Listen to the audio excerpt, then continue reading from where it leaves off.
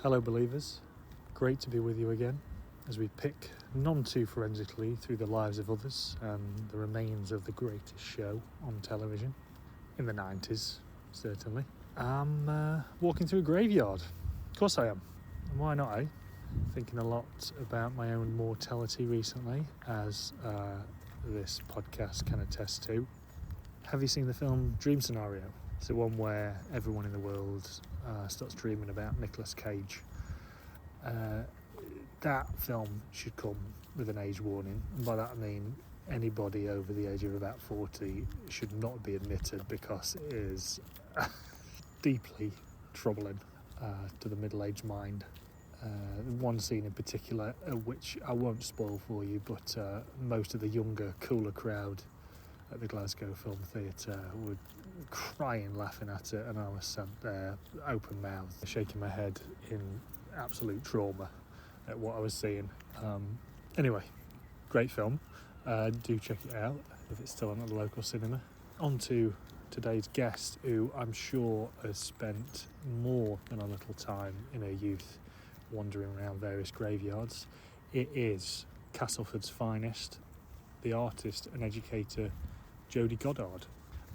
Jodie will be talking to us about escaping Blackpool alive, early 2000s art school experience, attending a seance, and we'll also be speaking about the Icke season 1, episode 5, entitled Jersey Devil. Really enjoyed catching up with Jodie, and please do check out her artwork, which is on Instagram at The Devil's Cauldron. So just search for that, and you'll see why it's called The Devil's Cauldron as we get into the chat. Anyway, if you enjoy the show, do please drop us a line at the usual email address. That's believemepod@gmail.com, or drop me a message on one of the various social medias. It's getting a little chilly in this cemetery. Have you got your tree up? Christmas time, and I totally forgot. Yes, get your tree up if you can, embrace it. Anyway, I'm rambling on now. Here's Jodie.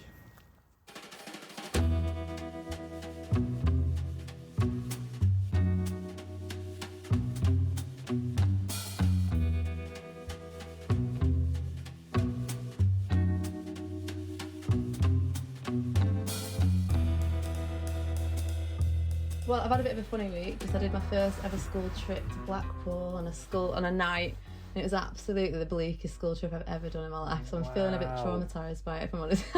Oh yeah, tell me about that. Well, I mean, I organised it, and I thought it'd be really lovely to, at the end of the training unit, go and take photographs of light trails with all the students in the illuminations.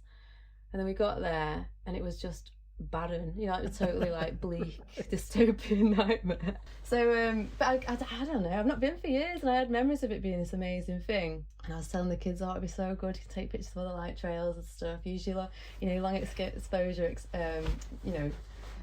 knowledge and things like that. And then we got there, and it was just loads of drunks walking around nothing open, and I was just really it just made me feel really stressed. I was like, oh my god, stay together, guys. So it was and then we parked at the pleasure beach and had to walk all the way to the tower. I thought, right, well, what's the tower, reconvene, check photographs, walk back to the bus at the pleasure beach, and it's a mile each way, the Golden Mile, which I'd not obviously factored in. I mean, I had factored it in. I'd planned it all and done all my Google Maps and figured out how long it takes to walk, but I'd not factored in teenagers and McDonald's and wandering and dawdling and stuff. So it was a bit of a nightmare. So we only got back quite late last night from that. So you all went in a coach, did you? Yeah. Brilliant. Yeah, it was all right. It was, because I was like, oh gosh, the kids are going to be really annoyed with me today. They're going to be like, Miss, can't believe you made us go on that trip. But they're like, I enjoyed it. I'd do it again. And I was like, oh god. Well, we're never doing it ever again. Sorry, guys. Yeah, I sure read something about it being basically the most deprived area in Europe. Someone told me that today. Yeah, I don't know if it's true or not, because it was the sixth former that told me. But I've not fact checked it. But yeah, I've heard that as well. Yeah, I've not been for ages. I keep meaning to.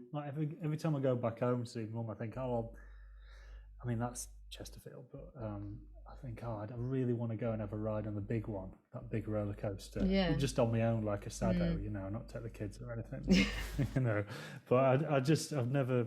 It's just an excursion, isn't it, to get out there and go back? Yeah, it's always a bit of a sort of letdown. I went last year. I went when I was pregnant with my friend Goes, who's Turkish. And I think she'd never been, and I think she was like, oh, I've got to go to Blackpool because everybody talks about it, and she was so disappointed. She was just like, and I was trying to big it up, going, no, it's good, and then I thought, no, it is a bit shit, but it's not a bit shit. I take that back. I actually quite like it in winter when it's a bit, but not when I'm looking after loads of kids. Like, I kind of like that it's a bit rugged and stuff. And I've just got loads of good memories of it from being a kid, but I guess if you're from Turkey and you go to like beautiful resorts for your birthday, sorry, not for your birthday, what am I talking about? For your like holidays, it's like really massive. Yeah. So where are you based then now? Where do you live now? Halifax, the Devil's Cauldron. Yeah, Halifax. Oh, right. Of course it is. Yeah. Of course it is. Yeah. And how long have you lived there? I've lived here for about 5 years now. So since I met Simon, partner, he had a house here, so I moved in with him. For some reason I thought you lived in Hebden Bridge. I don't know why. It's not far from Hebden Bridge. It's like 10 minutes from Hebden Bridge. Yeah. So it's all Calder Valley, Calderfornia, as everyone calls it around here. Or Happy Valley. Yes, Happy Valley, isn't it? If you're that way inclined, yeah. Yeah, there's a big, I thought there's some kind of weird folk scene around there, around Calder Valley. Am we getting that right? I think Todmorden like got some weird stuff going on in it. Yeah. Like there's loads of there's a folk, I think there's like a folk festival there and all that kind of stuff. And there's a folk archive there, which sounds really good, which I've still not been to. But that's with like a big UFO sighting spot. Yes. Sort of, like you've got, what's his name, Zygmunt Adamski and all that. And is it Alan Godfrey, the policeman who saw the UFO? Yes, that stuff. Yeah, I listened to an interview with him. I think there's a whole I don't know loads about it, but I think there's a whole like UFO group in Todmorden, like you go like like an AA meeting, but for people who've seen UFOs. Really? Yeah. I shouldn't laugh. I bet it's radically life changing. Yeah. I always think that about the X-Files is like where if you had actually seen this sort of stuff, if you were like really like Mulder, you'd be like radically changed as a person, wouldn't you? You'd be like PTSD, the amount of stuff he's seen, and you won't be as as charming as Mulder, I don't think. No, it's got a bit of a wreck. Yeah, laissez-faire attitude towards life, to walking around eating peanuts like it does. But so this week's been a bit. It's been interesting. It's been fine. I think it's because it's over now, that bit, which was sort of, I was building up to that Blackpool thing, and now it's sort of the weekend's here. So yeah, no, everything's fine. I end up talking about sort of mental health with a few people on here, and it's always quite interesting to hear sort of, how they're, again, I'm going to say it, their sort of creative process is affected by that. And do you find yourself painting more if you feel down, or? It's interesting that I definitely don't. I don't necessarily, because I'm obviously got a toddler now, so it's the time for me to find the time to paint. But I definitely feel better when I'm painting. Like, I feel, not that I don't feel down or anything, or struggle necessarily with anything. It's not at the moment anyway. So I feel like, but painting just, maybe that's why though, because I feel like painting just keeps me really like level-headed almost, because it's something that you do that you can't, it's like a puzzle that you're solving, I feel like, when you're painting something, especially because I'm obviously painting, I'm just copying basically, I'm just painting from images, from stills from films, so it's not like I'm even having to think that much. I'm just literally like copying an image, and I think it's almost for me like you're like a really meditative process. Like, I'm just trying to get it right. I'm just having a go, painting over it, it's not right, paint over again, it's like the puzzle I'm just constantly solving. So it's a really nice process for my brain to just sort of do without letting me, and I think my brain can go off into tangents and think about things and stuff, but I feel like it's trying to like put things into perspective a little bit, maybe. Have you always felt like that when when you were making your degree work or work in the past? I think it's difficult with my degree because I was obviously loads younger and massively like, obviously I was a teenager, really, and then you've got all your insecurities of being a teenager and growing up and all that kind of stuff, and through just everything. Obviously those years are really sort of formative, aren't they? So I think there's a lot's going on in your life at that point, so it's difficult to sort of break it apart from when I was also just making art all day every day at that point. It's difficult to sort of separate it, but I definitely remember feeling really kind of worried a lot of the time. So because you're laying yourself quite bare, Right. in that, with the art I was making then was much more, I mean, if I saw it now I'd probably laugh, but like at the time it felt really like serious, and I was really like laying bare my inner thought process and things like that, because it was much more sort of at the time interested in like obsessions and compulsion and desire and things like that, and when desire takes over and it becoming like, you know, all consuming and like possession. Yeah. Yeah. You know, without giving birth to a blob in the subway, but you know, like so, Yeah. just like I was sort of interested in all that kind of stuff, and obviously everybody's seeing it because you have to do tutorials, and you know, you talk about your work quite a lot and things like that, and yeah, I found it quite stressful actually doing a fine art degree, but at the same time I absolutely loved it. Like it was probably some of the best years of my life. Like I absolutely loved just immersing myself in that world. I guess they, and by they I mean the tutors, and I guess the fellow people on the course kind of encourage that. Yeah, definitely. And I think every course seems to be quite different, and you don't know maybe until you talk to other people on different courses. But I think our course at Sheffield was really like conceptual, really, you know, they really pushed that side of things. And I feel like there was almost like if you weren't doing work like that, it was a bit like, not belittled, but it was like a bit like not as, people weren't as bothered for it or something. I don't know, I don't want to sound like snobby about it or anything, Right.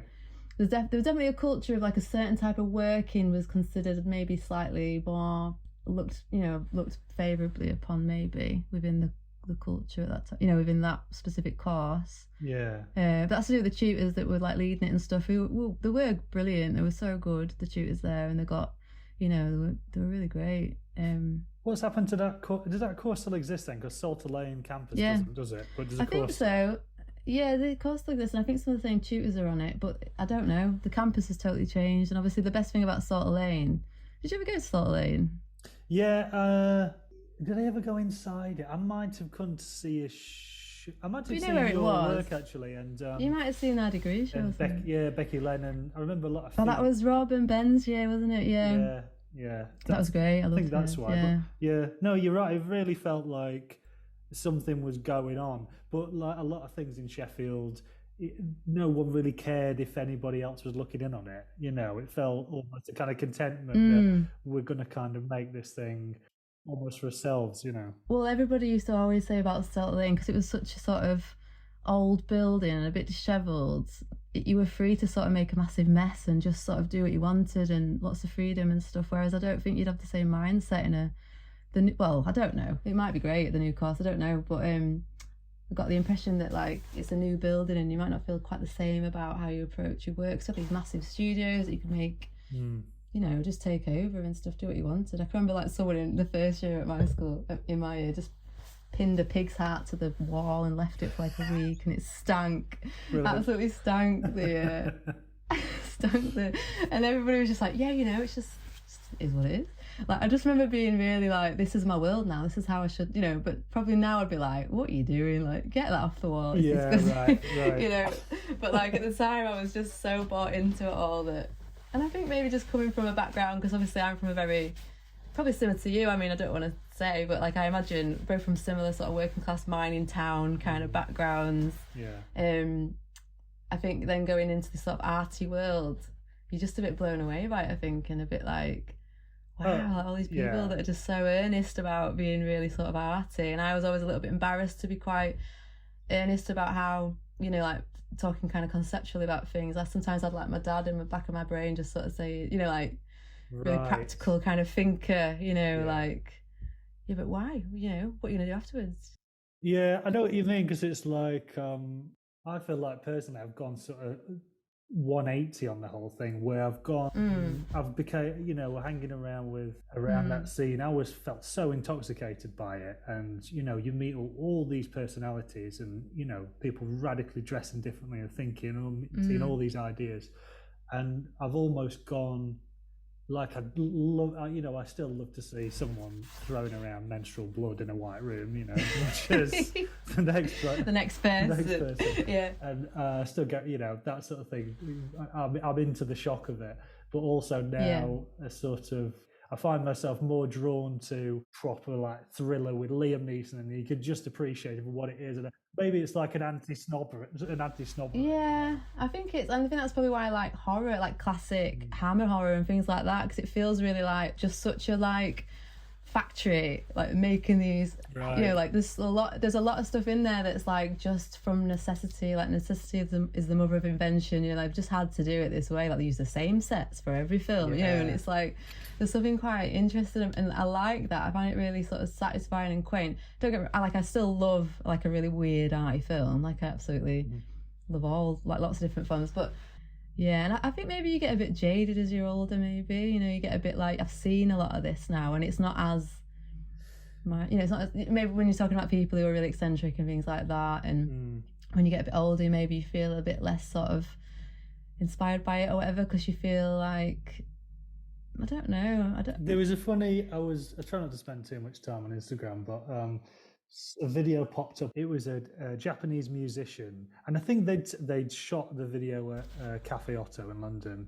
and he got a long black hair, he got a snare drum, and he was beating the shit out of this snare drum, and the snare drum was mic'd up, and he was screaming into it, and like you know, throwing it around, and then he collapsed at the end. I feel like I've seen that gig about 8 times. And I was like, yeah, you know, from multiple different people. Yeah. But then looking at the comments and people going, "What?" Someone explained this to me, and then another comment was like, "You either get it or you don't get it." But I was just looking at the front row of people, and there was a dude with a T-shirt that I own, a Converge, band called Converge T-shirt on, and I was like, "Oh fucking hell, I'm that guy," you know, just clapping along.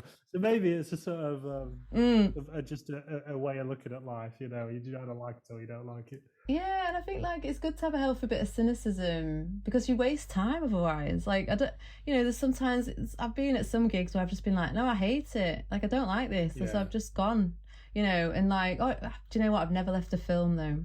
Great. I've left a film at the cinema. Great. Yeah. But I have left gigs, but then also there's a bar at a gig, isn't there?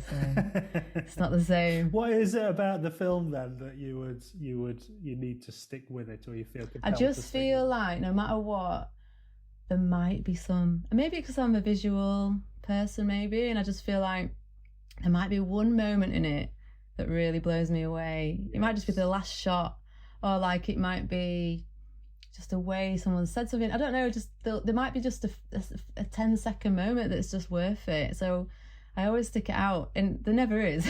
I don't think I've ever got to a film where, and there's a couple of films that I've watched that are just like, I remember watching that, is it not Hidden? What's that Haneke film where it's all black and white? White Ribbon. Yeah, I remember watching that at the cinema, and I found it so tough, hard going, like just. And it was one of the films where I was like, I actually think, I never thought I'd leave actually, because that's just not, like I say, it's not, I would never do that. It's one of my life rules. Like always have creme brulee if it's on the menu, and never leave a film. But like they're some of my life rules.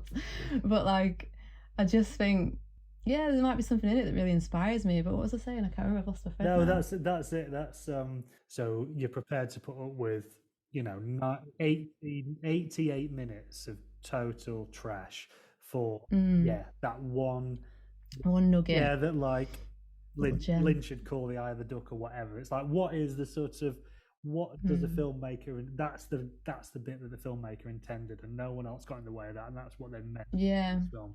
And I feel like that's something like with the white ribbon thing. I think like for me, I mean, I might be wrong because I'm obviously not a film historian. I'm just someone who enjoys film, but I felt like after leaving it was like a endurance test almost. I feel like the director was saying to me, like, this is a bleak experience. Even the fact it was black and white, I was a bit like, they've pared it down and made it really you know, like, it was beautiful looking, but, you know, like, there's no sort of saturation, you know, like, it's just like, you are going to have a tough time watching this. And I feel like that was like, you know, sometimes I do feel like films are a sort of experiential kind of endurance test, or almost like an installation, like the thought about how you are going to experience it as well as everything else. And I think they're usually like some of the best films in art house kind of way. Yeah, because if you're making like that dude Lav Diaz, you know, who makes those 8 hour long films, you know, I don't know that bit.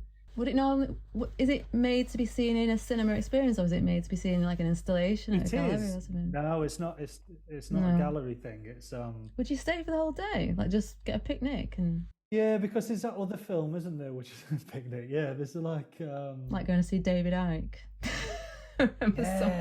Someone I knew went to see David Icke. I was a bit like, all right, okay. And it was like a full day, and they had to take like a packed lunch and stuff. Is it him on stage for like? I've got no idea. Like it was, I was just like, okay, good luck with that. But yeah, I know you had to bring food. You were allowed to bring your own food, but you weren't allowed to like record it or anything. Or it was very serious. I'd like to see David Icke in the same way that I'd like to go and see a Roy Chubby Brown. Yeah, well, just to like be like, wow, this actually happens. Like that's amazing. Yeah, but also worry about my own like mental capacity not to be, taken along. Oh, like, am I going to enjoy it? Yeah, because well, last time, like not that long ago, a couple of years ago, I went back home for Christmas to Castleford, and I'm sure I saw Roy Chubby Brown posters, like he was playing there, and I was like, wow, like this is cats.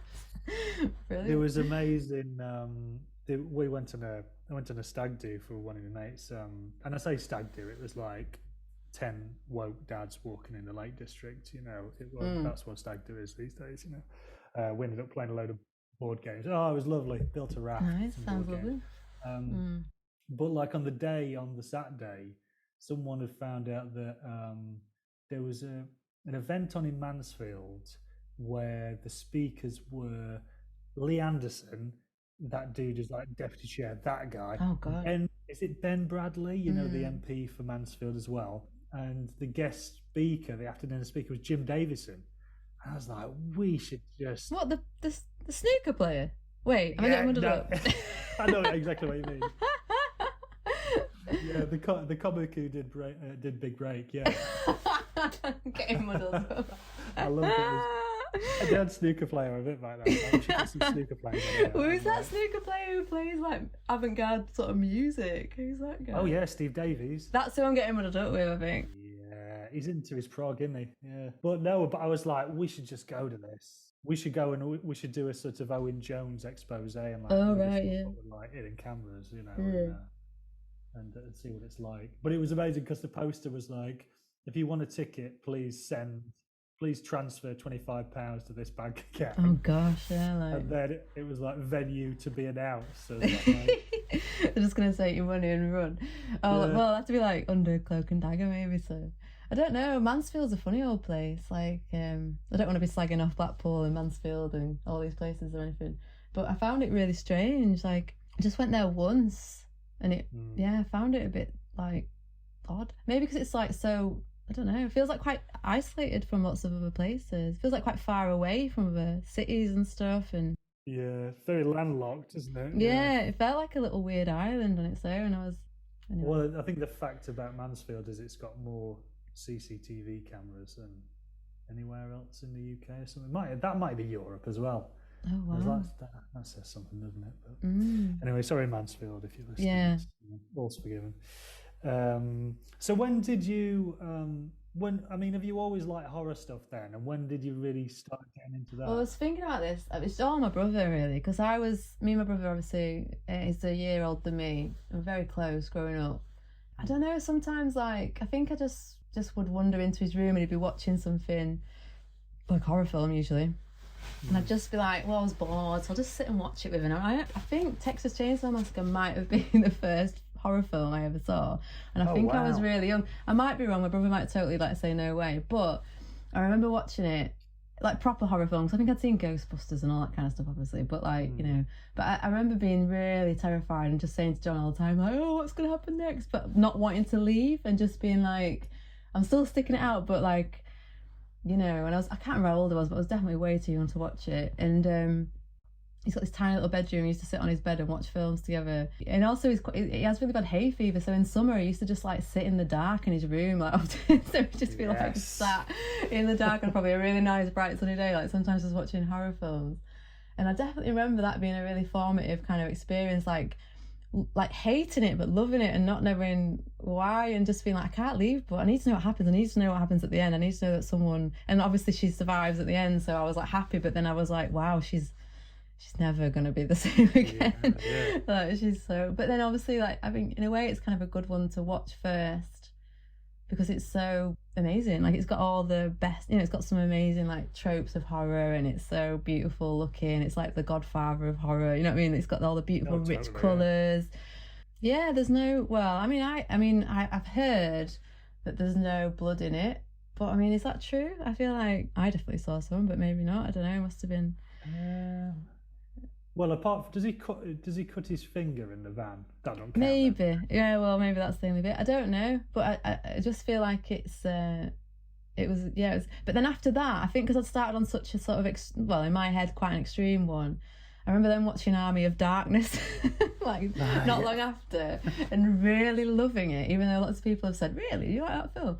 And I was like, yeah, I loved it because it was so, because obviously in comparison to that one, it was just really like easy and funny and like silly and like not really any real dread in it and stuff. And like, from memory, I've only seen it once when I was that point in my life. So I mean, I don't know, I can't even remember much of it, but I just remember the feeling of watching it and feeling really proud of myself for just like sitting and watching it all and not being scared. And so maybe it's good to start on such a, so then everything else in comparison is kind of very watchable. Maybe, I don't know. What is it that's sort of drawing you back to it sort of time and time again? Then is it like a kind of catharsis or something? Because I guess most people watch it like a sort of roller coaster. It's a sort of, well, I survived that, I feel a bit more alive. I think that's probably what it is. Yeah, I think it's like, but then again, I love a lot of hammers that aren't scary at all. Like, they're just, you know, like, in fact, I hate gore. Like, there's some horrors that I can't bear. Like, I love weird horrors, obviously, like ones that just really take you on a bit of a mad journey. And sometimes ones that I don't like, I end up loving later on. Like, when I first watched Possession, I didn't like it. I was like, oh God. Sometimes the experience of it is different to your memory of it. It all comes back to you in a different way when you sort of think about it again and stuff. I don't know, but... Because that, I mean, with Possession, it's like there's definite. You're watching it, going, there's I can see the choices that have been made here. It's like, why is Sam Neill acting? He's almost like acting in like, you know, like a Brecht play or something. Yeah, that performance, and then her performance, which is just like something beamed down from outer space. Yeah, I love it. It's so amazing. She's amazing, isn't she? You know, and the camera's whirring round, and it's like everything is. Everything's a definite choice. It's like nothing's been, we'll just set a camera up and see what happens. It's like, no, everything's thought through to the nth degree, isn't it? I think I'm like that with a lot of even art as well. There's lots of artists that I used to like. I remember like when I sometimes would first see them, like, oh God, I hate that. And then like later I'd be like, oh no, I actually think, because I think sometimes because it's made you feel such a strong reaction, I'm impressed by them. I'm like, wow, well done. Like, I didn't just walk past that. I actually had to like be annoyed by it or angry about it or feel a bit weirded out by it or, you know, a bit grotesque or something. And it's really affected me on like a physical level almost. And I think sometimes that can be, it stays with you and you start to almost like respect it, that it's done something, it stayed with you and it's changed the way you think about something. Or I definitely feel like sometimes films like that are the ones that end up staying with me and end up really enjoying them. Do you think you'll be raising your youngest to, you know, be into like horror? Yeah, be into that. Or... I worry about it a little bit because me and Simon both really like horror. I feel like he's a bit of an enabler because he'll just be like, yeah, everyone just suggests, oh, should we watch this? And he's always like, yeah, happy to watch whatever. But he obviously he loves horror as well. But I don't know, Dylan. Like I'd love it if you got into similar stuff to us, but at the same time, I think like, I mean, you've got older kids than me, haven't you? But I imagine the joy of like having a child is watching them have their own interests and seeing what they're into and going on the journey with them and being like, wow, and you know, wow, you're really into maths. Well done. Yeah. I don't understand that. Tell me about it. You know, like it's, you know, it'd be great if there was something that they could teach me about or. So I don't know, but we have got like, I'm a bit worried because we've got this massive Twins of Evil poster on the hallway and it's so big and it's amazing looking. It's like just basically this big vampire mouth and then like some women getting burnt at the stake and one on like a slab about to get sacrificed at the bottom.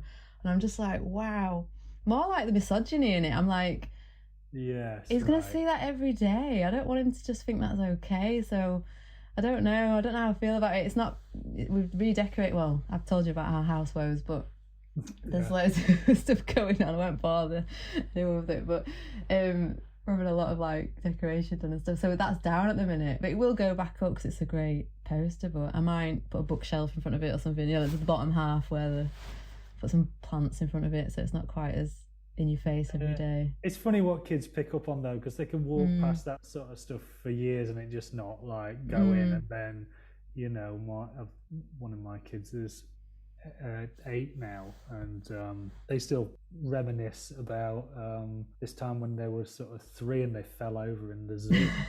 Like it's like Vietnam or something. You were there, man. Do you remember that? It's like, do you remember that time I fell over, Dad? It's like, yeah. Yeah, it was not a big deal. I think it's because he'd sort of overcome his fear about seeing a scorpion in one of those little mini beasts enclosures. So he'd really geared himself up for that, and then he'd come out and like properly stacked it and had this pain moment. So he's probably really like, it's like solidified that memory, hasn't it? Maybe like, I've got over the scorpion. But then, So what's school like then? And I mean, are you? I'm interested to know, what is it like teaching at the minute? And do you have enough resources? And are you teaching a lot of the time, or you having to act as like a social worker as well? Or I think I am quite lucky in the school that I am at, where it's quite a successful school. It does quite well results wise and stuff, and it's also a faith school, so it gets, I don't know, I might be wrong, but I think it gets slightly different funding than maybe some of the schools. So I think we're all right, like financially. And I feel like I get like quite a good, because I teach photography and art, but mostly photography. And I think I think I'm quite lucky, but I think I am rare. I think it's very rare. Like I think that when I see like, because obviously we were striking quite a lot last year, and it was a bit like some people were like, well, I'm all right, but it was like, yeah, but like it's not about just you. It was like people who are literally like teaching in classrooms that are falling down, and like they've got literally no reasons. And other schools I have worked in have been like, I used to teach photography with one camera for like all of year 10, 11, 12, 13, like so, and that was a really nice school as well, in a really affluent area, but they still didn't have any funding from the government. Like it was terrible. Like it was really, they had nothing. So they just relied on, because it was quite an affluent area, they relied on most kids having resources themselves and stuff, but obviously there's still loads of kids from more deprived areas who go to that school and didn't have money to buy a nice fine liner pen or whatever. Or in the past there's been kids who've gone through some serious life changing problems whilst doing their A-levels or something, and you're just like, and they're still getting A star, and you're just like, wow, you are so inspiring, like you're amazing, like you're an amazing human. So there's some kids that you obviously just like absolutely think are brilliant and just really great and stay with you forever, and just like anything, like I'm just part of their life journey. They move on to the next stage, and I don't know, because sometimes I do think that other teachers are really soppy and get really like cry over things and stuff, and I'm a bit cold maybe. I don't know. A bit of like conveyor belt with it or something, I don't know. But and I think because I've been doing it for so long now, there's sort of like there's a formula to it almost, the way that I teach it, even though it's a creative course obviously, but within that structure there's like this structure that I create for them to work within, and within that there's total freedom for them, but you've still got to make sure you like get all the hit all the marks to get a good grade. So I just basically create a framework for them to work within. But I think they love it. Like I think they love like they really love the subject. They love. I mean, kids love art. Like it's such a good, like when you go around school and you do cover and you teach a different lesson and they have to just sit in silence. And I mean, I remember being at school and loving English and things like that, where you do just get to sit in silence and write, because you're still in your own little world, that you're writing your own little story. And in that moment, you're having a great time. But obviously, as a teacher, you're watching just a silent class and you think, wow, this is dead boring. I do think in the art department, it's like, it's a little haven for lots of kids and stuff. And they come like at lunchtime, they love it. And yeah, it just feels nice to sort of be the part of the school that is a bit of a cushion or something, or a safety net or something like that. Tell me about this seance. I'm really excited. Oh God, it was so bad. No, it was terrible. It was horrific. So you went for your birthday? Yeah, so I went to celebrate my birthday at this haunted castle. And honestly, like it was, I thought it was gonna be like they said you can use like paranormal equipment. Oh right, so you dusted yours off and yeah, got my proton pack out, and I was like, oh, it's gonna be so like just like creepy old castle. Let us wander around at night in the like down in the cellar, in the attic, and all these places. Just let us have free reign, wandering around at night with like whatever, like weird equipment that they've given us. But it was like, no, sit in a room with loads of people and like just wait for a ghost to turn up. And I was like, what? That won't happen. It's not going to happen. And then, I think there were some people planted like in each group, because there were some people that were so into it to the point where you're like, are you actually getting paid? Because there's this one woman who was like, hey guys, like, I think we should all like, introduce ourselves to the ghost and like, tell her who we are, and maybe it'll feel more comfortable to like come out. And it's like, no, I'm not doing that. Fuck off. Anyway, we did that, and I was just like, I'm Jodie, and that's all I want to say. I was like really miserable about it. And then there's this guy who was like, because I think they were talking about, oh, you could, I think somebody just touched me or whatever. And this Geordie guy who was there was like, oh, I'm just here, I'm just Danny, and I've just come here to get touched. I was like, by a ghost. But I was like, wow, I like that guy. But some of the people here are just like, oh my God. Like if you went to a party, you'd avoid them. Wow. Like the person that gets the guitar out and starts singing at a party, like, no. Do you believe in like, do you believe in ghosts or anything like that? Is there anything you believe I'm in? open to everything, but also quite cynical at the same time. So I don't actually like, I don't know if I believe in ghosts. I think ghost stories are really interesting because like they're so compelling when you hear them. You think, wow, that's so, like I've had like close people tell me ghost stories and they're really believable, and you think, wow, that's such a great story. Like I love it as a story, and I've never experienced anything personally. But I think again maybe because I'm shut off and I'm a bit like, I don't really, what I mean, maybe I'm not the right person because I'm probably not very open to it, but I love ghost stories. I love ghost stories in like fiction and in films and stuff, but I'm just not I don't know. I don't know. I don't know if it's some sort of time, slip thing where you're watching something that's not happening now but it's from the past, or right. I just don't know. I just feel like to me what makes me sad is if it is the dead wandering around a house forever and they can't get out. That just makes me feel a bit sad, and I'm like, oh, I hope it isn't that. I hope it is like a sort of stone tape theory where it's just a vision of them, or what I mean, like. Yeah, because imagine if like that could very easily happen to any one of us, and then you got to wander around our poxy flat in Leith for eternity. God. Yeah, in that castle there was like meant to be a ghost that was in the library looking for a library book, and I'm like, surely he's found it by now. Like he's had eternity, like. There's only so many books in this library. The law of averages says. Yeah, it's like, you're gonna find it at some point. Come on. Wrong, but I don't know if there's some sort of weird scientific thing that we just don't know yet, or like something that might be explained in the future, like some sort of parallel universe, or something we can't see, like something that we humans can't acknowledge yet, or whatever. Or I don't know. I guess there's the things where humans are naturally. Not engineered, but of naturally sort of see themselves. They see humanoid forms in lots of things, don't they? Because that's naturally how your brain is set up. And then when that's sort of coupled with stuff like infrasounds, I love it when I hear people say, "Oh, someone died in there. Someone died." I was like, "Yeah, I probably they did." Yeah. Well, the whole world is like a burial ground, isn't it? Really, like someone's probably died everywhere you've stood.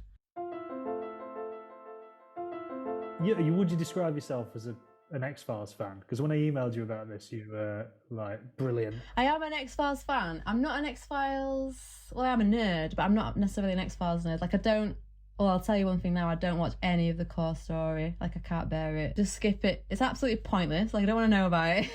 I'm not interested in any of that. But I love... I mean, I call it the Freak of the Week, but other people call it whatever, the Monster of the Week or something. I don't know. Yeah. Like, but I thought it was always the Freak of the Week, but maybe that's not very PC, I don't know. But I just love all those episodes. Like, I loved it. I mean, me and my brother used to love it. In fact, the whole family, like, we all loved it, like X-Files when it came out. I remember vividly watching Squeeze and being really freaked out. I just loved it when I was a kid, but then we didn't really carry on with it for very long. I only saw like whatever was on telly when we were kids. So this is season 1, episode 5. This is the Jersey Devil, and it's got a really good, just proper gangbusters opening. I mean, it's like you get everything you need. Just really good like filmmaking. You get this family driving through the woods. You get, it says New Jersey, 1947. Then they drive past this sign that says Atlantic City, 3 miles away. There's a tyre blows on the car. The dad has to get out because he's 1947 and he's got to do everything. Changes the car wheel, but his torch falls down into the grass, picks his torch up, and then he gets dragged off into the bushes by we don't know what. Then it kind of cuts to this manhunt, a lot of dogs barking, a lot of fellas in hats. They find a body, we presume it's his body. His leg's been chewed off, again, by what?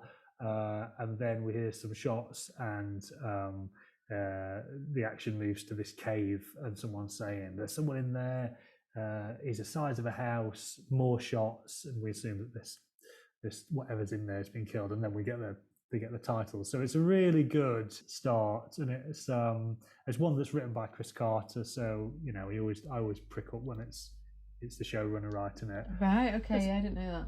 It's just great. Yeah. It's like really, and it's doing a lot. I always think it's doing a lot this episode. It sets a lot of the series up, this one, like the sort of relationship with like Scully and Mulder, and like her. I love the whole like boring life she's got that she just rejects, like the absolute lame birthday party. It's like, why would you want to be at this pathetic birthday party with all these annoying kids, or on this date with this lame guy, when you could be hanging out with like Fox Mulder, like. And she sort of comes to that realisation, doesn't she? She's like, and I feel like that's the beginning of her proper, like, I'm all in for this, like, well, I don't know if it's the beginning, but it feels like in that episode it's totally cemented that she's all in now. She's like, yeah, you're right, because she's sort of like, he says, oh, you going on a date the first time? And she goes, oh, I've got to get back to town. And he goes, are you going on a date? She goes, oh no, I've got this birthday party. And then she is going on a date. And that just, like you say, just turns out to be disastrous. But I love it's like, she's sat there in her finery, like rolling her eyes at this just really boring guy.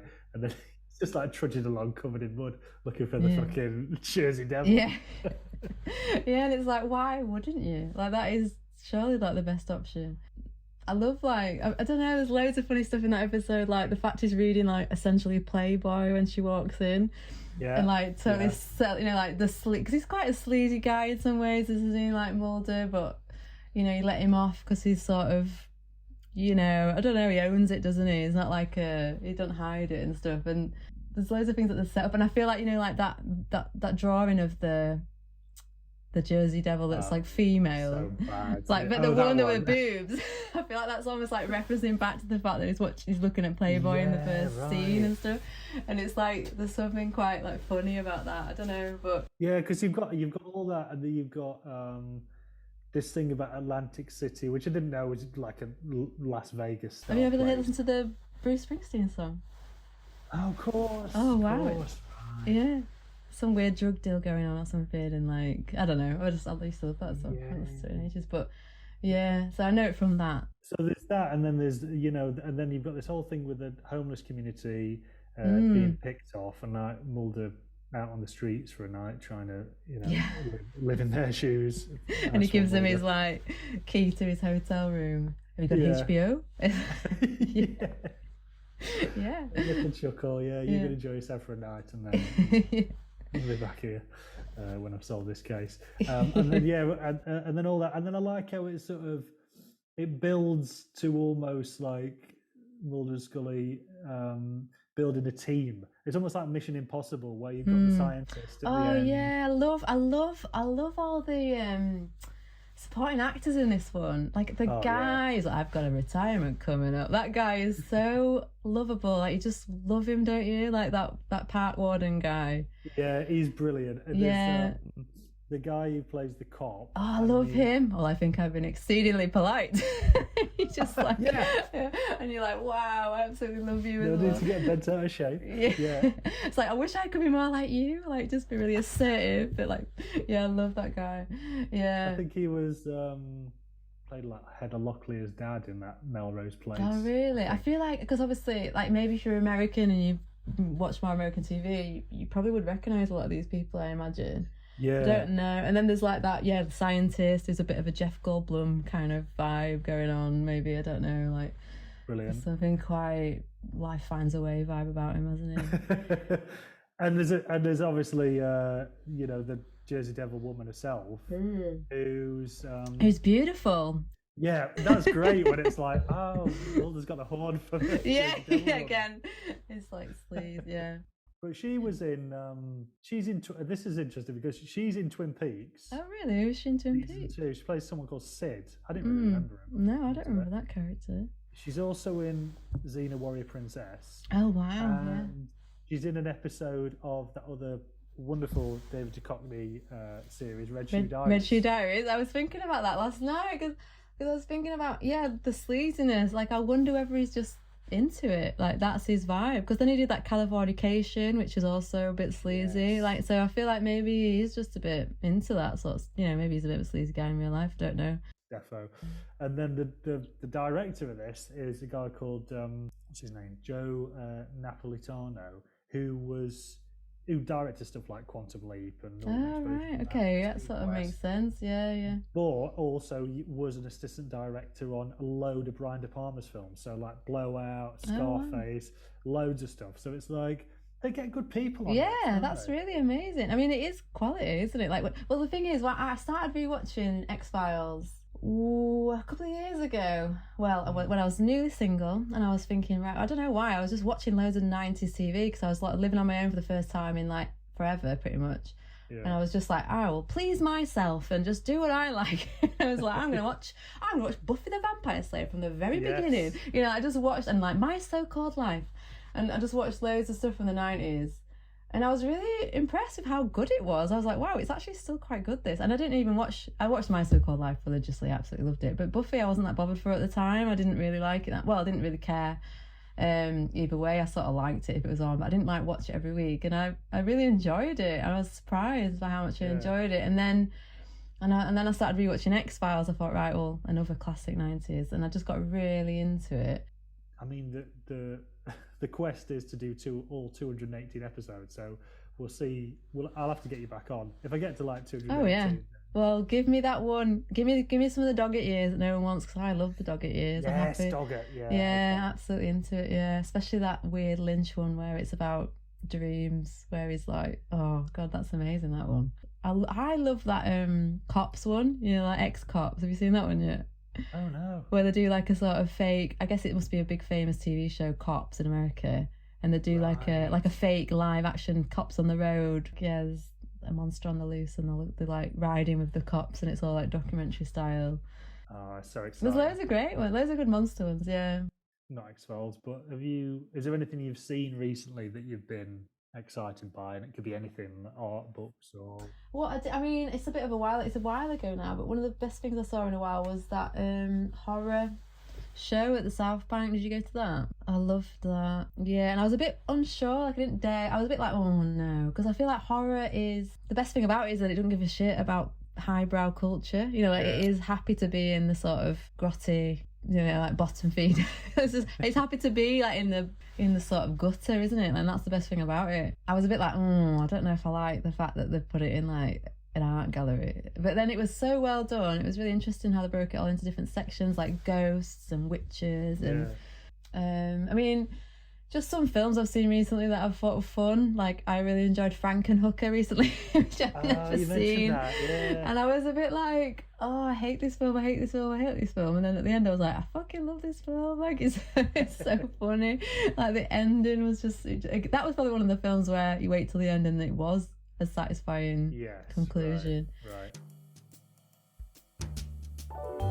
Believe Me is written and edited by me, Chris Boyd, with production support from Steve Marshall. The music is by Johnny Boyle, and our logo is by Russ Brown. See you out there next time.